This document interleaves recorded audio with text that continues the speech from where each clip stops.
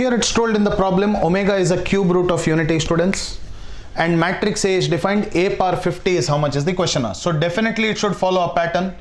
A square is nothing but A into A, omega 0 0 omega into omega 0 0 omega, correct?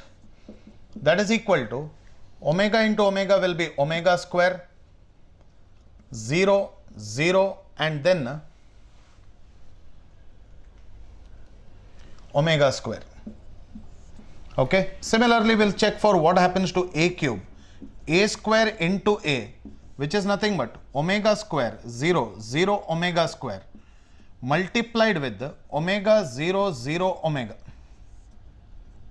That is equal to, what is this answer that we get? Omega cube 0 0 omega cube. Like this, if I continue, I will get, this implies to me that A power 50. See, whenever the power is 3, all omegas will have power 3.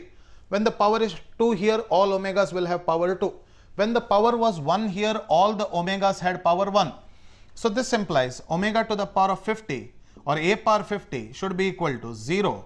I mean omega to the power of 50, 0, 0, omega to the power of 50. Now because omega is a cube root of unity, omega cube is equal to 1. Omega to the power of 50 can be written as omega to the power cube times 16, 48 it will be, into omega square. That is equal to omega square. Is it not? 16 3s are 48, right? Into omega square. Answer will be omega square, which can also be written as like this. Omega square 0 0 omega square. You can take out omega. You are left with omega 0 0 omega, which is equal to omega into A will be the answer to the question. Omega 0 0 omega is A, right? So what is the answer? Omega into A.